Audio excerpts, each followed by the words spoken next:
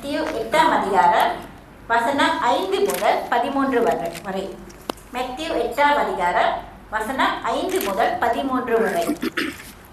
இயேசு கப்பர்நகூமில் பிரவேசித்த போது 100க்கு அதிபதி ஒருவர் அவரிடத்தில் வந்து, ஆண்டவரே, என் வேலைக்காரன் வீட்டிலே திமிர்வாதமாய் கிடந்து கொடிய வேதனைப்படுகிறான் என்று அவரை வேண்டிக் கொண்டார். அதுக்கு இயேசு, நான் வந்து அவனை சொஸ்தமாக்குவேன் என்றார். 100க்கு அதிபதி பிரயுத்திரமாக, ஆண்டவரே, நீர் என் வீட்டுக்குள் பிரவேசிக்க நான் பாத்திரன் அல்ல. ஒரு வார்த்தை மாத்திரம் சொல்லும், அப்பொழுது என் வேலைக்காரன் சொஸ்தமாவான். நான் அதிகாரத்துக்கு கீழ்ப்பட்டவனாயிருந்தும் எனக்கு கீழ்ப்பட்டு இருக்கிற சேவகரும் உண்டு. நான் ஒருவனை போவென்றால் போகிறான், மற்றொருவனை வாவென்றால் வருகிறான். என் வேலைக்காரனை இதை செய்யென்றால் செய்கிறான் என்றார். இயேசு இதை கேட்டு ஆச்சரியப்பட்டு தமக்கு பின் செல்லுகிறவர்களை நோக்கி, இஸ்ரவேலருக்குள்ளும் நான் இப்படிப்பட்ட விசுவாசத்தை காணவில்லை என்று மெய்யாகவே உங்களுக்கு சொல்லுகிறேன். அநேகர் கிழக்கிலும் மேற்கிலும் இருந்து வந்து பரலோக ராஜ்யத்தில் ஆபிரகாம், ஈசாக்கு, யாக்கோப்பு என்பவர்களோடு பந்தி இருப்பார்கள். ராஜ்யத்தின் புத்திரரோ புறம்பான இருளிலே தள்ளப்படுவார்கள். அங்கே அழுகையும் பட்கடிப்பும் உண்டாயிருக்கிறோம் என்று உங்களுக்கு சொல்லுகிறேன் என்றார். பின்பு இயேசு 100க்கு அதிபதியை நோக்கி, நீ போகலாம், நீ விசுவாசித்தபடியே உனக்கு ஆக கடவது என்றார். அந்த நாளிகையிலே அவன் வேலைக்காரன் சொஸ்தமானான். கர்த்தர் தாமே இந்த வசனங்களோடு நம்மளோடு பேசுவாராக. ஆமென்.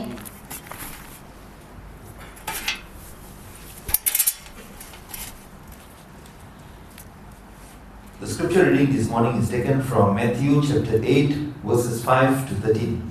Matthew chapter 8 verses 5 to 13. Now when Jesus had entered Capernaum, a centurion came to him, pleading with him, saying, Lord, my servant is lying at home paralyzed, dreadfully tormented. And Jesus said to him, I will come and heal him. The centurion answered and said, Lord, I am not worthy that you should come under my roof, but only speak a word and my servant will be healed. For I also am a man under authority, having soldiers under me. And I say to this one, go, and he goes, and to another, come, and he comes, and to my servant, do you do this, and he does it. When Jesus heard it, he marveled and said to those who followed, Assuredly I say to you, I have not found such great faith, not even in Israel. And I say to you that many will come from east and west and sit down with Abraham, Isaac, and Jacob in the kingdom of heaven. But the sons of the kingdom will be cast out into outer darkness. There will be weeping and gnashing of teeth. Then Jesus said to the centurion, Go your way, and as you have believed, so let it be done for you. And his servant was healed that same hour. May the good Lord bless this word and speak to us today. Amen. சோஸ்திரம் உண்டாவதாக. நாளும் தேவன்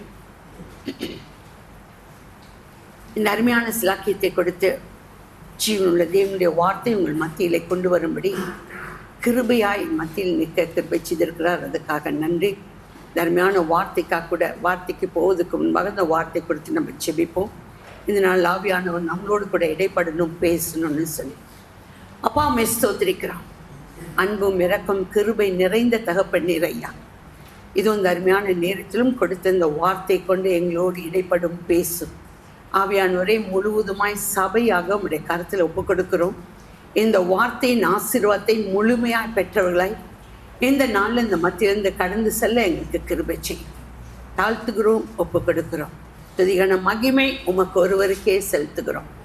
இயேசுவின் மூலமே வேண்டி நிற்கிறோம் எங்கள் ஜீவனில் வாழும் நல்ல பிதாவே. ஆமென், ஆமென். கர்த்தர் நாமத்துக்கு ஸ்தோத்திரம். வாசித்த இந்த பகுதியை பார்த்தீங்கன்னா, இங்கே ஒரு 100க்கு அதிபதி இயேசுவையே ஆச்சரியப்படுத்துகிறத நம்ம பார்க்குறோம். அவனுடைய விசுவாசத்தினால இயேசுவையே ஆச்சரியப்படுத்தக்கூடிய ஒரு விசுவாசம் இந்த 100க்கு அதிபதி இடத்துல இருக்குது. ஓகே, இந்த செய்திக்குள்ளே போகிறதுக்கு முன்பாக இந்த 100க்கு அதிபதி யார்? இவன் எப்படிப்பட்டவன் அப்படின்ற கொஞ்சம் பார்த்துட்டு அதுக்கப்புறம் இந்த வசனத்துக்குள்ளே நம்ம போவோம். இந்த நூற்றுக்கு அதிபதி நீ பார்த்தீங்கன்னா, நூற்றுக்கு அதிபதி வந்து ஒரு 100 பேருக்கு அவன் அதிபதியாக இருப்பான். அப்படின்னா அவனுக்கு கீழே ஒரு 100 பேர் வேலை பார்ப்பாங்க. ஸோ இந்த நூற்றுக்கு அதிபதியோட போஸ்டிங் பார்த்தீங்கன்னா, இப்படி ஒரு போஸ்ட் கிடச்சிது. நீங்கள் மத்தேயுவிலேருந்து அப்போஸ்தலர் நாட்களில் மட்டும்தான் வாசிக்க முடியும். நீங்கள் பழைய ஏற்பாட்டில் வாசிச்சிங்கன்னா இந்த நூற்றுக்கு அதிபதியின் இந்த மாதிரி ஒரு நூற்றுக்கு அதிபதி குறித்து நீங்கள் வாசிக்க முடியாது. ஏன் வாசிக்க முடியாதுன்னா, இந்த ஒரு போஸ்டிங் பொசிஷன் இந்த பதவி எப்போ கொடுக்கப்பட்டுச்சுன்னா, ரோமருடைய அரசாட்சி நாட்களில் இப்படிப்பட்ட ஒரு போஸ்டிங் அந்த நூற்றுக்கு அதிபதிக்கு, அதாவது 100 பேருக்கு ஒரு அதிபதியாக வச்சு இப்படி கொடுக்கப்பட்டது ரோமர் அதிகாரத்தில் உள்ளவங்க. ஸோ இந்த நூற்றுக்கு அதிபதி புறஜாதி, இவர்கள் புறஜாதிகள், இவர்கள் வேதம் தெரியாது, இப்படிப்பட்டவர்கள் தான் இந்த நூற்றுக்கு அதிபதியாக இருப்பாங்க. ஸோ இது வந்து நம்ம இந்த நூற்றுக்கு அதிபதியை குறித்து நம்ம பார்க்கறதுக்கு முன்பாக, இந்த நூற்றுக்கு அதிபதிகள் ஒரு வேறு புறஜாதியாக இருந்தாலும் இந்த நாளில் ஒரு 4 நூற்றுக்கு அதிபதிகள் நம்ம பார்க்க போகிறோம். மத்தேயுவிலேருந்து அப்போஸ்தலர் அதிகாரம் வரைக்கும் இருக்கிற 4 நூற்றுக்கு அதிபதி நம்ம பார்ப்போம். இவரிடத்துலேருந்து தேவன் நமக்கு கற்றுக் கொடுக்கும் பாடம் ரொம்ப ரொம்ப விசேஷமான ஒரு பாடம். ஸோ அந்த பாடத்தை இந்த நாளில் நம்ம கற்றுக்கொள்ள போகிறோம். அதோடு கூட அந்த விசுவாசம் எப்படிப்பட்டது அப்படின்ற காரியத்தை நம்ம நல்லா கற்றுக்கொள்வோம். இவர்கள் யூதர்கள் இல்லாதனால இவர்கள் இந்த வசனத்துக்கு போகிறதுக்கு முன்பாக நீங்கள் ஒரு காரியம் சொல்லலாம். இந்த மத்தேயுவில் இந்த நூற்றுக்கு அதிபதியை குறித்து சுருக்கமாக மத்தேயு எழுதுகிறார். ஆனால் நீங்கள் லூக்கா அதிகாரத்துக்கு வரும்போது இந்த நூற்றுக்கு அதிபதியை குறித்து கொஞ்சம் விரிவாக, கொஞ்சம் எக்ஸ்ட்ராவாக என்னென்ன காரியம் அவருடைய வாழ்க்கையில் காணப்படுகிறதுன்றத எக்ஸ்ட்ராவாக லூக்கா எழுதுகிறத நம்ம பார்ப்போம். அந்த வசனத்தையும் வாசிச்சுட்டு நம்ம அதனால செய்திக்குள்ளே போவோம். லூக்கா 7ஆம் அதிகாரம், Luke chapter 7 verses 1 to 9. Luke chapter 7 verses 1 to 9. அவர் தம்முடைய வார்த்தைகளை எல்லாம் ஜனங்களுடைய காதுகள் கேட்கும்படி சொல்லி முடித்த பின்பு கப்பர்நகூமுக்கு போனார். அங்கே நூற்றுக்கு அதிபதியாகிய ஒருவனுக்கு பிரியமான வேலைக்காரன் வியாதிப்பட்டு மரண அவஸ்தையாய் இருந்தார். அவன் இயேசுவை குறித்து கேள்விப்பட்டபோது அவர் வந்து தன் வேலைக்காரனை குணமாக்க வேண்டும் என்று அவரை வேண்டிக் கொள்ளும்படி யூதருடைய மூப்பரை அவரிடத்தில் அனுப்பினார். அவர்கள் இயேசுவிடத்தில் வந்து அவரை கருத்தாய் வேண்டிக் கொண்டு, நீர் இந்த தயவு செய்கிறதற்கு அவன் பாத்திரனாய் இருக்கிறார்.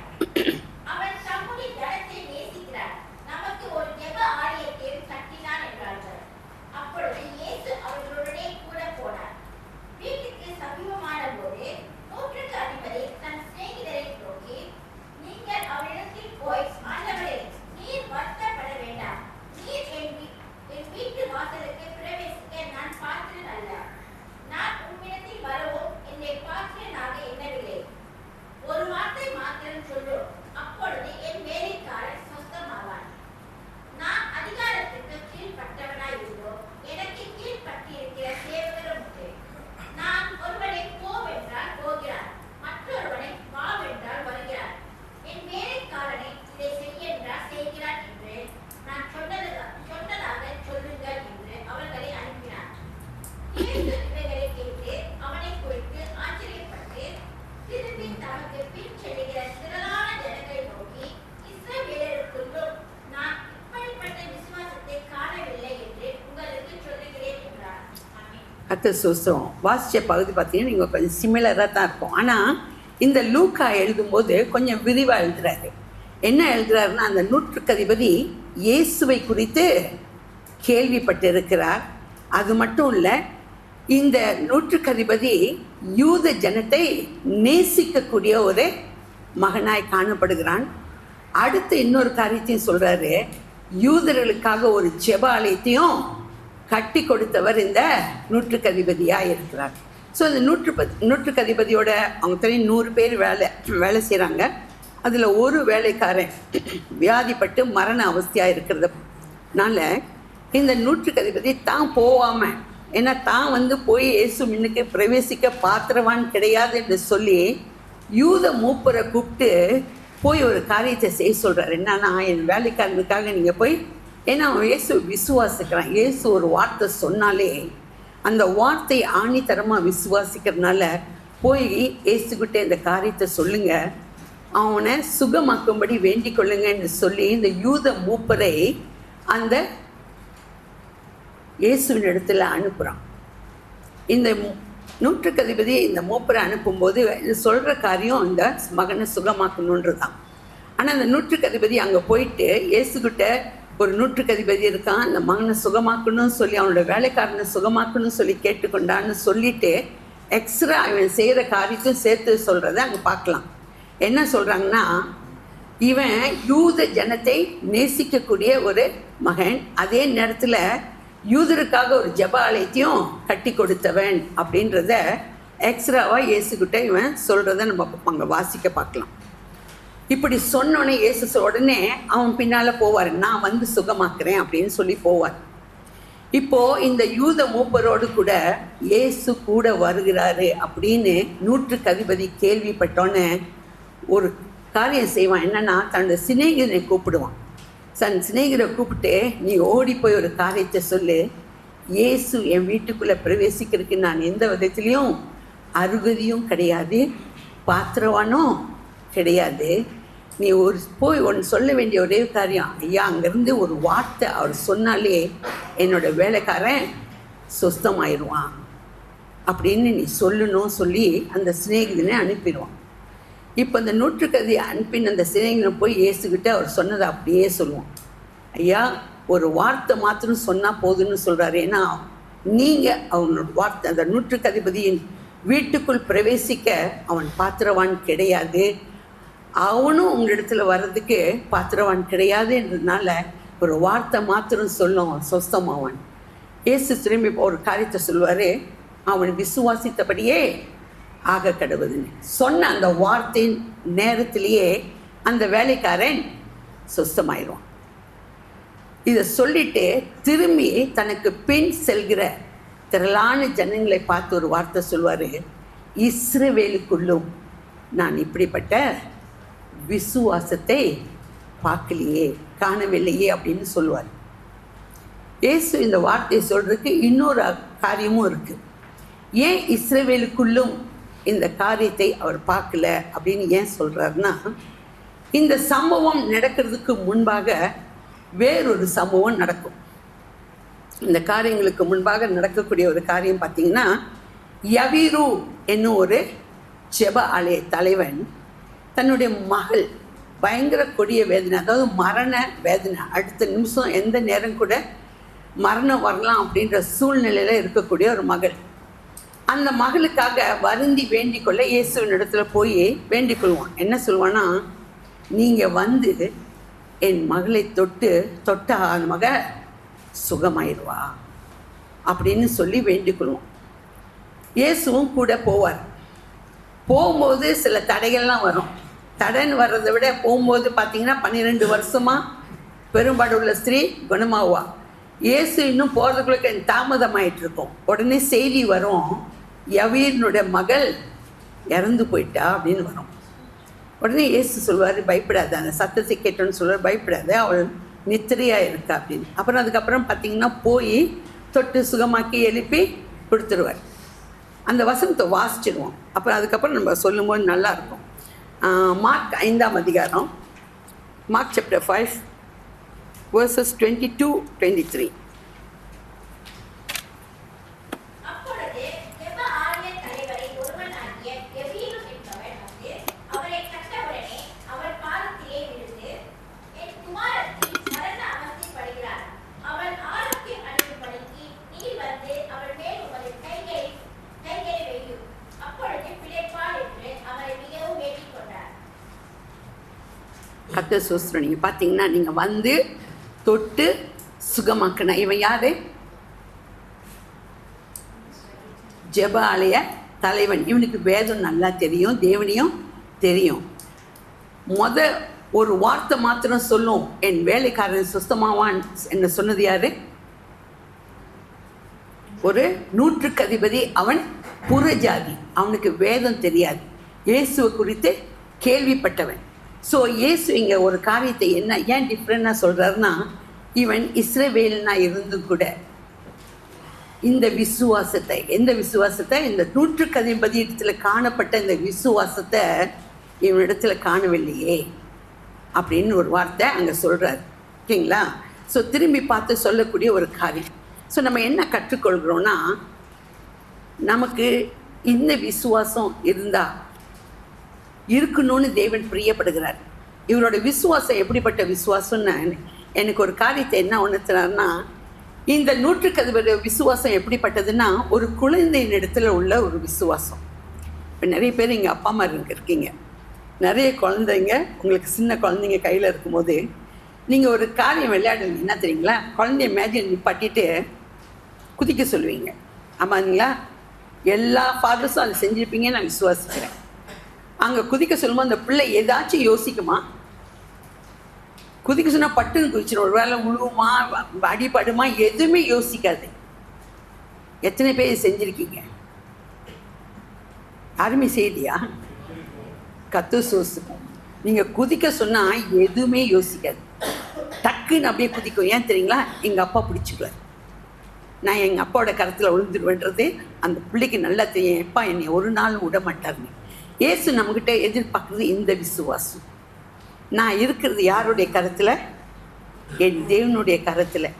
அவர் என் பக்கமாக என்னோடு கூட இருக்கிறதுனால பிரச்சனைகள் வராதுன்னு நான் சொல்ல மாட்டேன். எல்லா பிரச்சனையும் வந்தாலும் அந்த மத்தியில் உங்களை தாங்கி நடக்கிறதுக்கு அவர் போதுமானவராக இருப்பார். முதல் 150 படித்தா நம்ம கற்றுக்கொள்ளக்கூடிய காரியம். 2வது 150 வந்துடும், கொஞ்சம் டிஃப்ரெண்டாக இருக்கும். இந்த 2வது 150க்கும் இவனும் புறஜாதி, இவனுக்கும் தேவனை தெரியாது, வேதம் தெரியாது.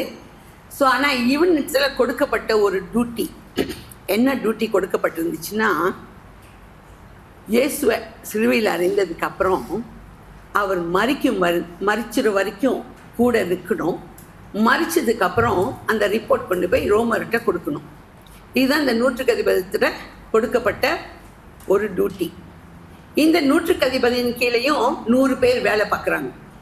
ஸோ இந்த 150 இந்த டியூட்டியை செய்யும்படி அங்கே சிலுவைக்கு முன்பாக நிற்கிறான். இந்த சிலுவைக்கு முன்பாக நிற்கும் போது அவனை சுற்றி சில காரியங்கள் நடக்குது. என்ன காரியங்கள் நடக்குதுன்னா, சில சம்பவங்களை அவன் பார்க்குறான். சில காரியங்களை அவன் பார்த்துட்டு, இவன் புறஜாதி, நான் மறுபடியும் சொல்கிறேன், புறஜாதி, வேதம் தெரியாதவன். ஆனால் சுற்றி நடக்கிற சம்பவங்கள் இவனுக்கு அவன் கொடுக்குற ஒரு ஸ்டேட்மெண்ட் ரொம்ப அதிசயமான ஒரு ஸ்டேட்மெண்ட். ஸோ அந்த சம்பவங்கள் என்ன நடந்துச்சு அப்படின்ற முதல்ல பார்த்துருவோம். மார்க் 15ஆம் அதிகாரத்தை திருப்பிக்குவோம். மார்க் சாப்டர் 15 verses 29 and 30 வாசிப்போம்.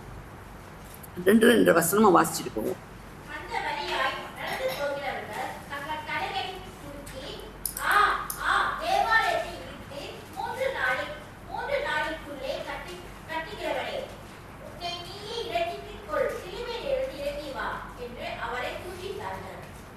இப்போது அவருக்கு இயேசுவை பார்த்துட்டு வழியில் போகிறவங்க ஒரு காரியத்தை சொல்கிறாங்க. என்ன சொல்கிறாங்க? தேவாலயத்தை இடித்து 3 நாளைக்குள்ளே கட்டுவேன்னு சொன்னார். இன்றைக்கி சிலுவையில் தொங்குறாரு. அந்த சிலுவையிலேருந்து இறங்கி வரன்ட்டு தூஷித்தார்கள். ஓகேங்களா? அவரை பார்த்து தூஷித்தாங்க. இந்த சம்பவத்தை இந்த 150 பார்த்துட்டு இருந்தான். அடுத்த ஒரு சம்பவம் நடக்குது. அதே 15ஆம் அதிகாரத்தில் 31, 32.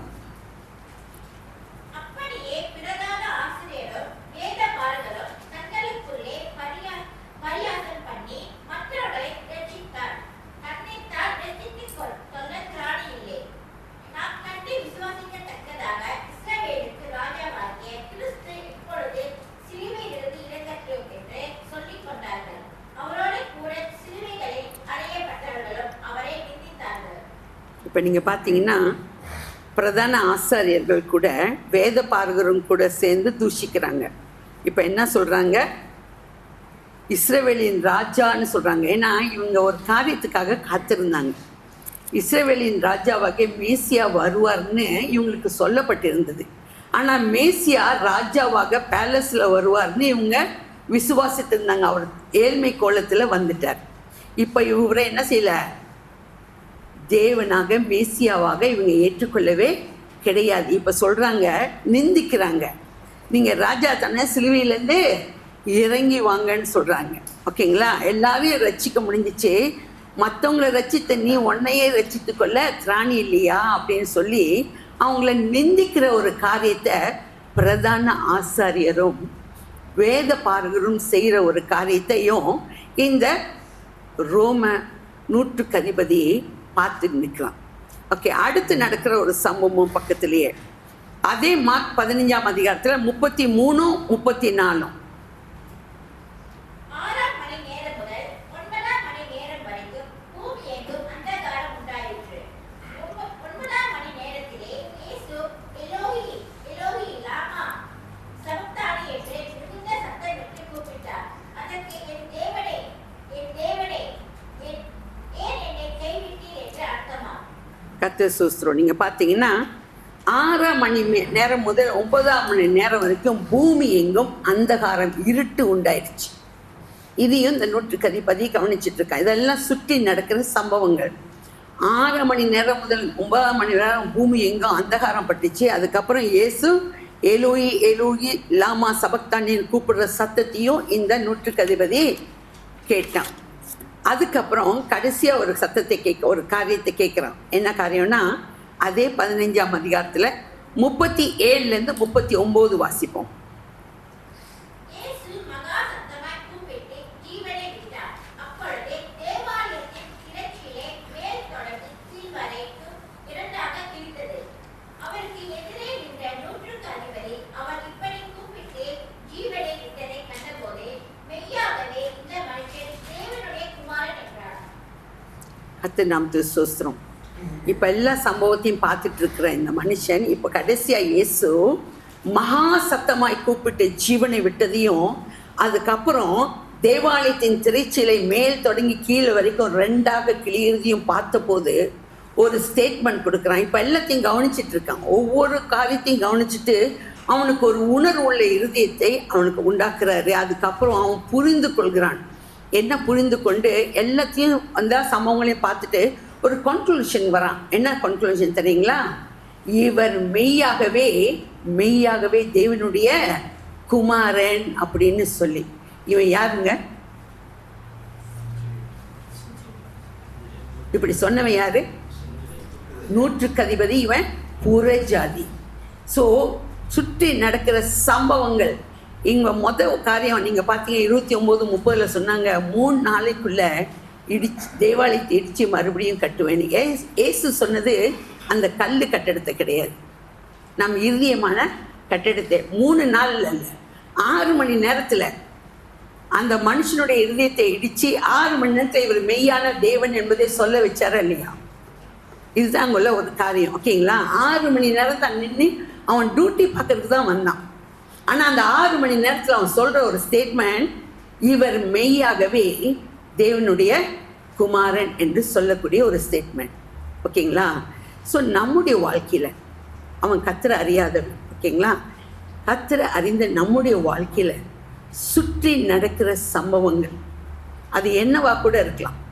ஆனால் அத்தனை சம்பவத்திலையும் ஒரு காரியம் நமக்கு தெரியணும், நம் தேவன் மெய்யான தேவன், எல்லாவற்றையும் மேற்கொண்டு நடத்துவார். நம்மளை ஒருவேளை நம்முடைய வாழ்க்கையில் தேற்றும்படி, ஆறுதல் செய்யும்படி, நம்மளை குணமாக்கும்படி, நம்மளை பல காரியத்துக்காக நம்முடைய சுற்றி நடக்கிற சம்பவங்கள் நடக்கலாம்.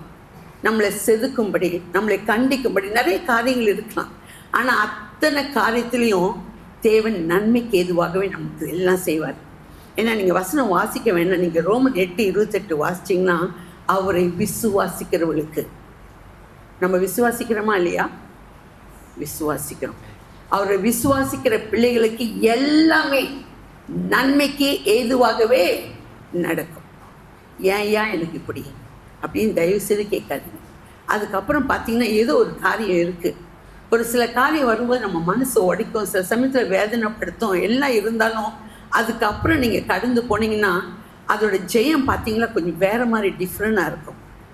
ஸோ சுற்றி நடக்கிற காரியங்கள் அவர் மெய்யான தேவன் என்பதை ஒவ்வொரு நேரமும் நமக்கு தேவன் நினைப்பூட்டி கொண்டே இருக்கிற தேவனாக இருக்கிறார். ஸோ இந்த 2 நூற்றுக்கு அதிபதிக்கும் பேர் கொடுக்கப்படலை. ஆனால் இப்போ நம்ம பார்க்க போகிற 3வது நூற்றுக்கு அதிபதிக்கு பேர் கொடுக்கப்பட்டிருக்கு. ஸோ அந்த நூற்றுக்கு அதிபதியை நம்ம வாசிப்போம். யார் அந்த நூற்றுக்கு அதிபதி? அப்போஸ்தலர் 10ஆம் அதிகாரத்தை எடுத்துருவோம். அப்போஸ்தலர் 10ஆம் அதிகாரத்தில் Acts chapter 10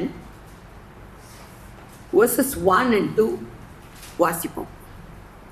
இந்த நூற்றுக்கு அதிபதியிலிருந்து என்ன நம்ம கற்றுக்கொள்கிறோம்?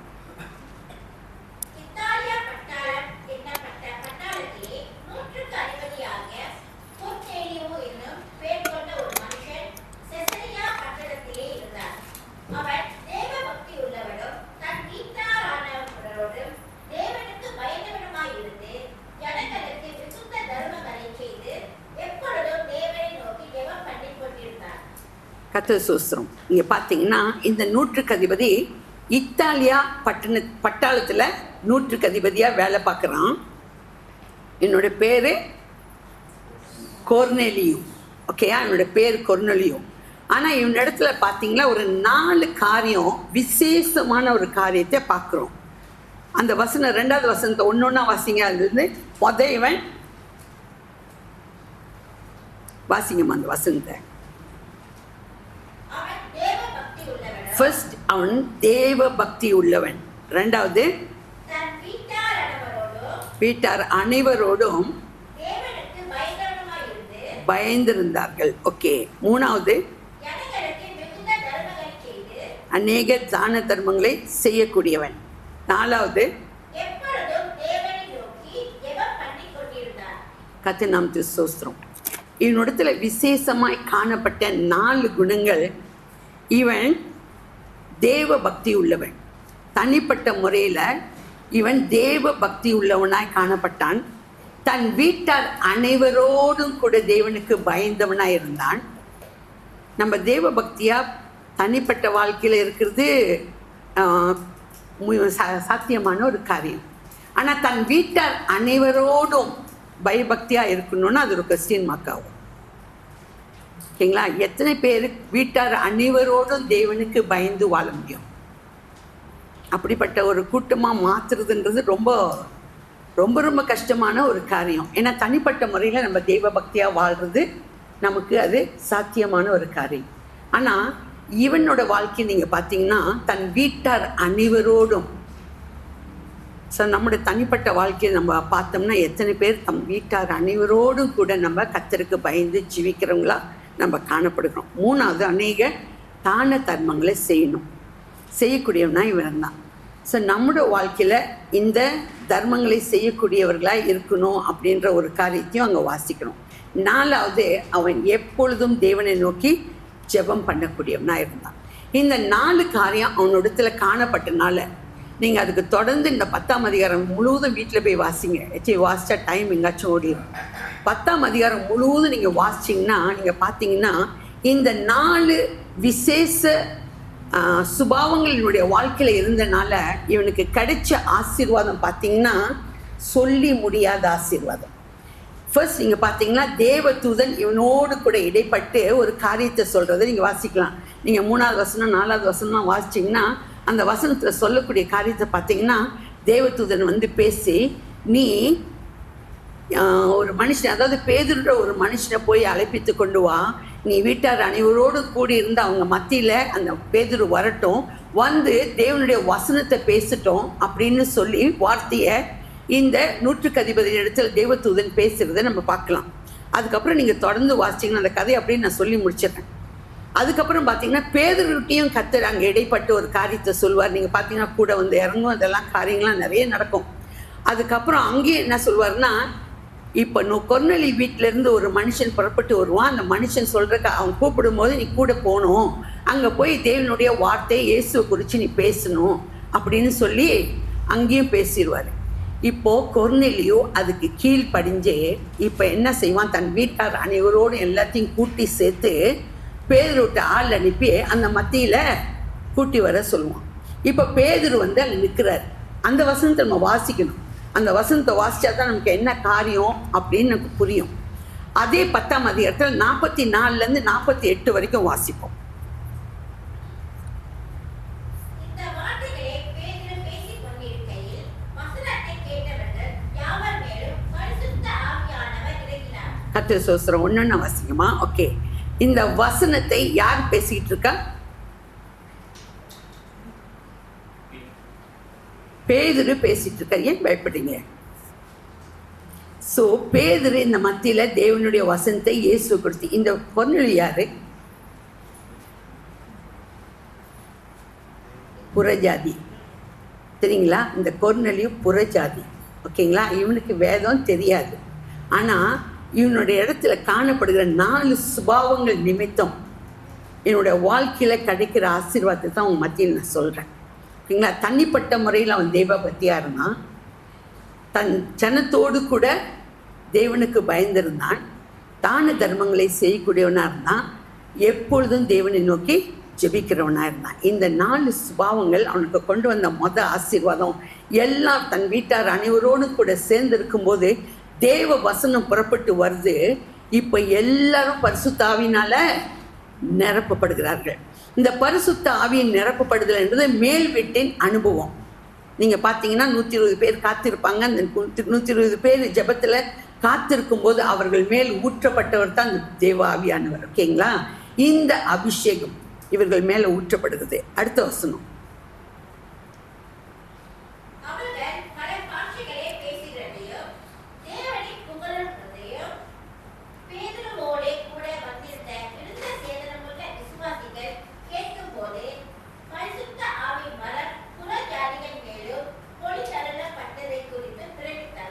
பிரமித்தார்களாம்.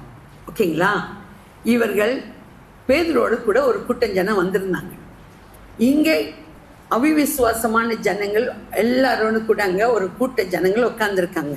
தேவனுடைய வசனம் புறப்பட்டு வருது. ஒவ்வொரு மேலும் பரிசுத்த ஆவியானவர் ஊற்றப்படுகிறாரு. எல்லாரும் பாசைகளை பேசுகிறாங்க. இந்த பாசைகள் நீங்கள் பார்த்தீங்கன்னா அப்போஸ்தலர் நீங்கள் 2ஆம் அதிகாரத்தில் வாசிக்கும் போது இங்கே பார்க்கலாம். இவர்கள் ஆவியானவர் ஊற்றப்படும் போது இவர்கள் பாசைகளையும் பேசுவார்கள், தேவனை புகழ்வார்கள். இதெல்லாம் அங்கே வாசிக்கலாம். ஸோ இதே அனுபவம் இவர்கள் மேல் ஊற்றப்பட்டது. இந்த அனுபவத்தை பார்த்த இந்த கூட வந்த பேதுருவின் கூட வந்த மக்கள், இவர்கள் எல்லாம் கர்த்தரை அறிஞ்சு கர்த்தரை ஆராதிக்கக்கூடிய மக்கள், இந்த அபிஷேகத்தை எப்படி இந்த புறஜாதியின் மேல் இவ்வளோ ஒரு அபிஷேகம் ஊற்றப்படுதுன்னு பார்த்து பிரமித்தார்களாம், அதிசயப்பட்டார்களாம். எந்த வார்த்தையின் ஆசீர்வாதம் இங்கே கொண்டு வந்துச்சு, அவர் என்ன பேசினார் அதெல்லாம் அங்கே எழுதப்படல. ஆனால் இயேசுவை குறித்து பேசினாங்க. இயேசு யாருன்றத அங்கே வெளிப்படுத்துறது நம்ம மெயினாக பார்க்கலாம். ஓகேங்களா? அந்த மத்தியில் பேசுறது இயேசு யாருன்றது. அந்த இயேசு யாருன்னு சொன்ன அந்த மாத்திரத்தில் அங்கே உள்ள அத்தனை மக்களும் என்ன நினச்சிப்பாங்க,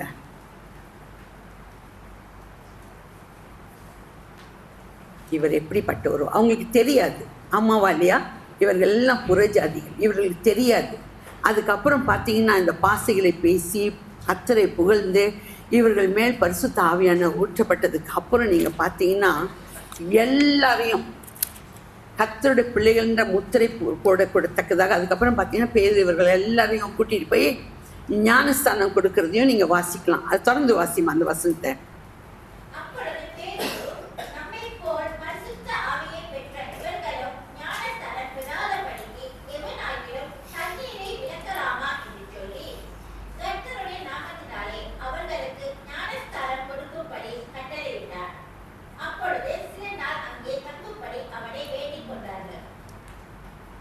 கர்த்தர் நாமத்துக்கு ஸ்தோத்திரம். கிடைச்ச ஆசீர்வாதம் அபிஷேகம் சாதாரணமான அபிஷேகம் கிடையாது, இது ஒரு பொக்கிஷம். இந்த கொர்நேலியோட வாழ்க்கையில் காணப்பட்ட 4 சுபாவங்கள். இந்த 4 சுபாவங்கள் அவங்க வீட்டார் அனைவரோடும் சுற்றுப்புறத்தார் எல்லாத்தையும் கூட்டி சேர்த்துட்டாங்க. அத்தனை பேர் மேலும் பரிசுத்த ஆவியானவர் ஊற்றப்பட்டார். இவர்கள் பல பாசைகளை பேசினார்கள், தேவனை புகழ்ந்தார்கள். கடைசியாக இவர்கள் தேவனை அறிந்தபடினால இவர்கள் ஞானஸ்தானத்துக்கும் விளக்கக்கூடாதுன்னு சொல்லி பேதுரு இவர்களை ஞானஸ்தானம் கொடுத்து கர்த்தருடைய பிள்ளைகள் என்ற முத்திரை போட்டு இவர்களை அனுப்புறத இந்த காரியத்தை பார்ப்போம். ஸோ இவர்கள் இந்த அபிஷேகத்துக்குள் கடந்து வரும்படி இவனிடத்துல காணப்பட்ட 4 சுபாவம் நம்முடைய வாழ்க்கையில் வேணும். கஷ்டமான காரியம்தான். தனிப்பட்ட முறையில் பக்தியாக இருக்கிறது முடியும். ஆனால் வீட்டார் அனைவரோடும் கூட தேவனுக்கு பயந்து இருக்கிறதுன்றது கொஞ்சம் கொஸ்டின் மார்க். நம்ம அப்படி ஜீவிக்கிறது ரொம்ப ஒரு அப்படி கூட்டி சேர்த்து வாழ்கிறவங்க நல்லது. அப்படி கஷ்டமான ஒரு காரியம்தான். ஆனாலும் கூட இதை நம்ம வாஞ்சிக்கணும். அதுக்கு முன்னாடி தான தர்மங்கள். ஒருவேளை தேவன் நம்மளுக்கு வாழ்க்கையில் நம்மளுடைய காரியங்கள் நிறைய ஆசீர்வாதத்தை வச்சுருக்காரு.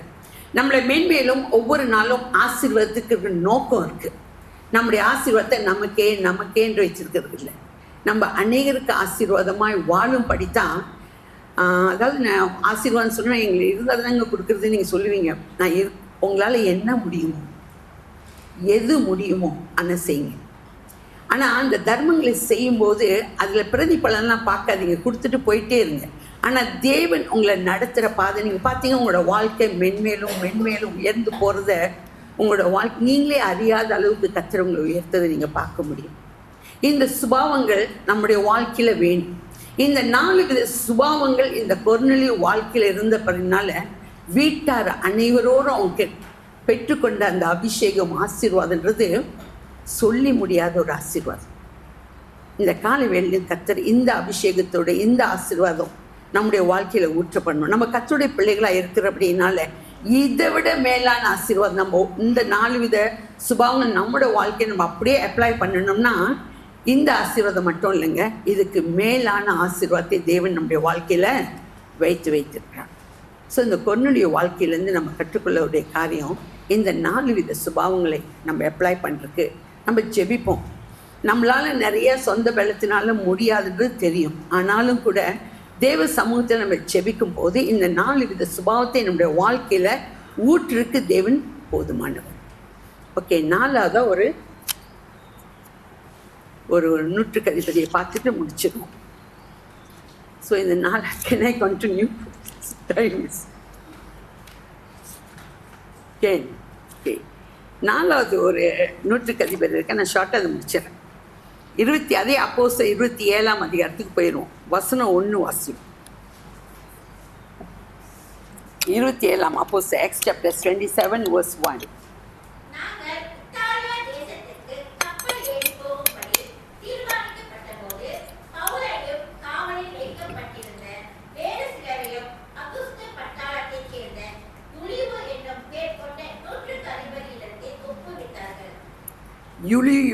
யூலியு முதல்வன் கொர்நேலியு, ஓகேங்களா? இவன் யூலியு, ரொம்ப சின்னங்க, கொஞ்சம் பேர் ஞாபகம் வச்சுக்கலாம்.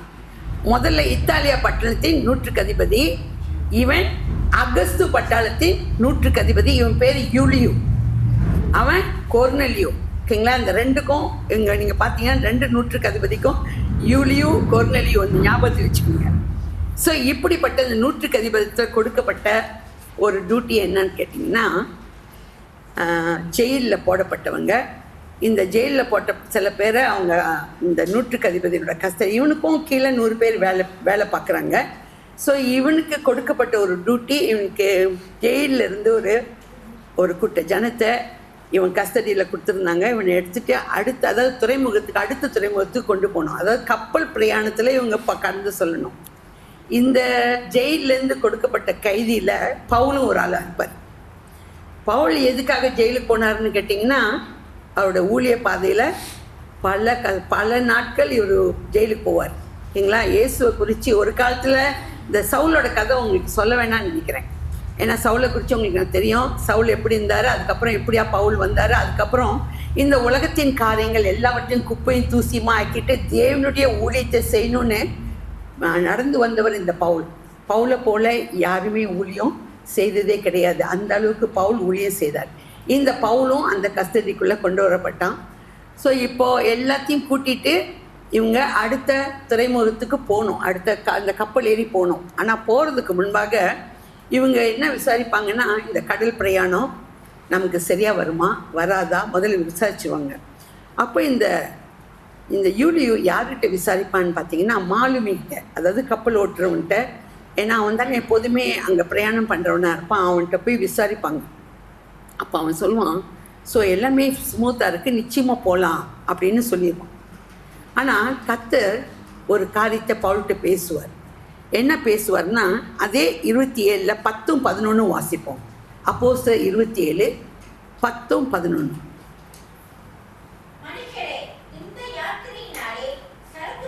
கப்பலுக்கும் மாத்திரமல்ல, நம்முடைய ஜீவனுக்கும் வருத்தமும் மிகுந்த சேதமும்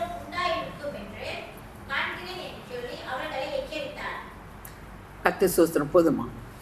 ஸோ பவுலுக்கு இது உணர்த்தப்பட்ட தேவன் பேசுனால பவுலு போய் சொல்லுவார். அவன் ஜெயிலில் உள்ளவங்கள்ட்ட எதுவும் அட்வைஸ்லாம் கேட்க மாட்டாங்க. இருந்தாலும் இந்த பவுல் போய் சொல்லுவார், என்னன்னா இந்த பிரயாணம் சரியில்லைன்னு எனக்கு தோணுது.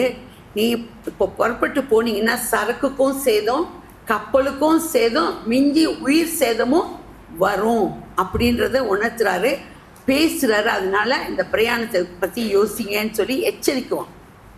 ஆனால் இந்த யூலியோ பவுல் சொன்ன சத்தத்துக்கு கீழ்ப்படியில. ஏன் கீழ்ப்படியிலன்னா, இவனுக்கு மாலுமி சொல்கிறது தான் பர்ஃபெக்டாக தெரிஞ்சிச்சு. ஏன்னா அவங்க தானே எப்போதுமே அந்த பிரயாணத்தில் இருக்காங்க. பவுலுக்கு கடல் பிரயாணத்தை குறித்து எதுவுமே தெரியாது. ஸோ சரின்னு சொல்லி மாலுமியோட சத்தத்துக்கு கீழ்ப்படிஞ்சு புறப்பட்டு போவாங்க. கொஞ்ச தூரம் போகும்போது எல்லாமே நல்லா தான் இருக்கும். அதுக்கப்புறம் பார்த்தீங்கன்னா பயங்கரமான புயல் காற்று. அந்த 27ஆம் அதிகாரம் நீங்கள் போய் வாசிங்க. ரொம்ப இன்ட்ரெஸ்டான கதைங்க. இந்த கொர்நேலியோடையும் இந்த யூலியோடையும் கதை நீங்கள் வாசிங்கன்னா ரொம்ப இன்ட்ரெஸ்டிங்காக இருக்கும். போய் வாசிச்சு பாருங்கள். ஸோ கடல் பிரயாணத்தை நான் அந்த கதையை அப்படியே சொல்லிட்டு போயிடுறேன். கடல் பிரயாணத்தில் போகிறாங்க. போகும்போது பகுதி வரைக்கும் நல்லா இருந்துச்சு. அதுக்கப்புறம் பயங்கரமான புயல் காற்று. எல்லாரும் என்ன செய்வாங்க, சரக்குலாம் எடுத்து வீசிடுவாங்க. ஸோ அதுக்கப்புறம் பிரயாணம் ஸ்மூத்தாக இருக்கும்னு நினைப்பாங்க. அதுக்கப்புறம் கப்பலே உடையிற அளவுக்கு அந்த புயல் காற்று வரும். இப்போது மறுபடியும் என்ன செய்யுது, பயந்து நடுங்குவாங்க. இப்போ பவுலுக்கு ஒரு காரியம் மறுபடியும் தேவன் பேசுவார். அந்த வசனத்தையும் வாசிப்போம். அதே 27ஆம் அதிகாரத்தில் 23 25 வரைக்கும் வாசிப்போம். இங்கே மறுபடியும் தேவன் பவுலோடு கூட பேசுவார். ஏன்னா இவங்கெல்லாம் பயந்து போயிருப்பாங்க. இப்போ அடுத்து என்ன நடக்க போகுது, உயிர் சேதம் வரப்போகுது அப்படின்ற ஒரு சூழ்நிலையில் இருப்பாங்க.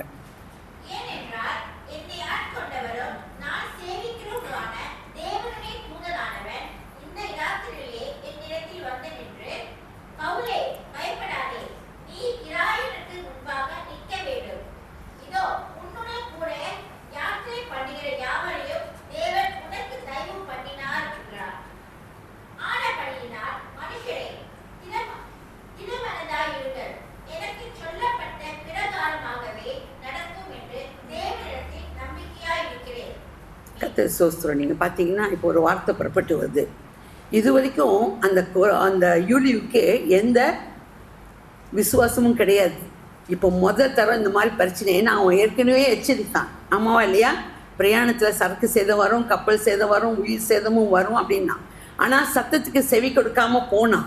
அதுக்கப்புறம் நடுவழியில் இந்த சத்தம் மறுபடியும் வரும்போது அவர் சொல்லி, இப்போ தேவன்கிட்ட இந்த பவுல் ஜெபிக்கும் போது கர்த்தர் பேசுகிற ஒரு காரியம் தூதன் அனுப்பி சொல்லுவார், உயிர் சேதம் வராது, கப்பல் சேதம் வரும், ஆனால் உயிர் சேதம் வராதபடி இவர்கள் ஒரு தீவில் ஒதுக்கப்படுவார்கள் அப்படின்ற ஒரு சத்தம் வரும்.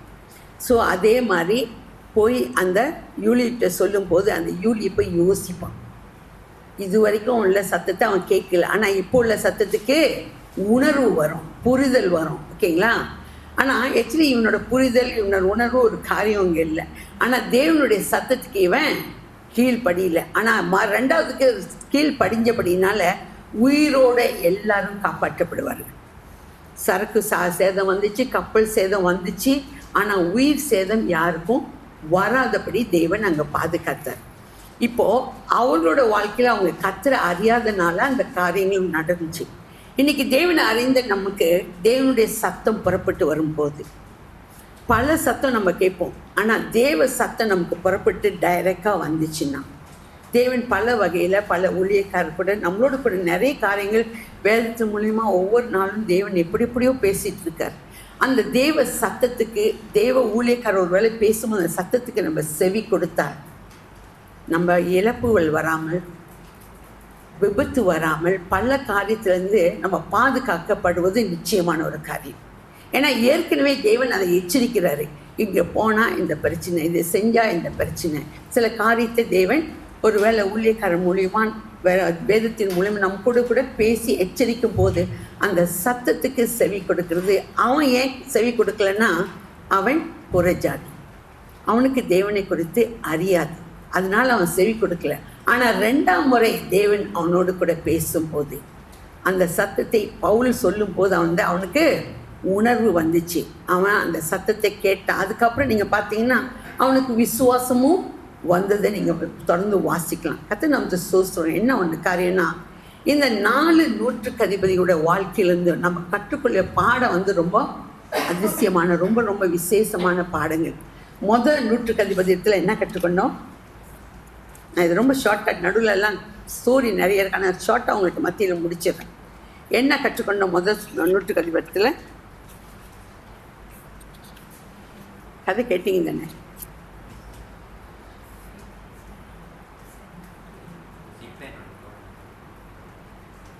Depend on God. அங்கே உள்ள கதை மட்டும் சொல்லிடுங்க. ஒரு நூற்றுக்கு அதிபதி இயேசுவையே ஆச்சரியப்படுத்தின விசுவாசத்தை அங்கே பார்க்குறோம். ஓகேங்களா? ஃபர்ஸ்ட்டு. ரெண்டாவது என்ன பார்த்தோம்? அந்த நூற்றுக்கு அதிபதி இடத்துலேருந்து அவனை சுற்றி நடக்கிற சம்பவங்கள். ஓகேங்களா? எல்லாரும் சொன்னாங்க 3 நாளில் ஒரு ஆலயத்தை இடித்து கட்ட முடியும்னு இயேசு சொன்னார். எல்லாரும் சிரித்தாங்க, எல்லாரும் கேள்வி பண்ணாங்க, தூஷித்தாங்க. 3 நாளைக்குள்ளே இயேசு ஒரு ஆலயத்தை இடித்து கட்ட முடியுமா, கட்ட முடியாதா? முடியும். 6 மணி நேரத்தில் கட்டினார். ஓகேங்களா? அவன் உணர்வடைந்தான், புரிந்து கொண்டான். அவன் ஒரு ஸ்டேட்மெண்ட்டே கொடுக்குறான். அந்த கன்க்ளூஷனுக்கு வந்துட்டு ஒரு ஸ்டேட்மெண்ட்டே கொடுக்குறான், இவர் மெய்யாகவே தேவனுடைய குமாரன். 2வது. 3வது கொர்நேலியு இடத்துல நம்ம என்ன கற்றுக்கொண்டோம்? இந்த ஒரு ஆழத்தில் இதை வச்சிருங்க. 4 வித காரியம். ஓகேங்களா? தேவனுக்கு பயந்து, தன் வீட்டாரோடு கூட தேவனுக்கு பயந்து தான தர்மங்கள் செய்கிறது, எப்பொழுதும் தேவனை நோக்கி செபிக்கிறது. ஓகேங்களா? ஸோ இது ரொம்ப ரொம்ப முக்கியமான காரியம். இது ஒரு பெரிய ஆசீர்வாதத்தை, ஒரு அபிஷேகத்தை நம்முடைய குடும்பத்துக்கு கொண்டு வரக்கூடிய ஒரு அபிஷேகம். 4வதாக நம்ம கற்றுக்கொண்ட ஒரு காரியம், தேவ சத்தம் புறப்பட்டு வரும்போது செவி கொடுத்தா விபத்துக்கு, இழப்புக்கு, பலவித காரியங்களுக்கு நம்ம தப்பி வைக்கப்படுவோம். இது நிச்சயமான ஒரு காரியம். ஏன்னா தேவ மனிதர்கள் பேசும்போது அவருடைய வார்த்தையை கொண்டு வந்து இங்கே பேசவே கிடையாது.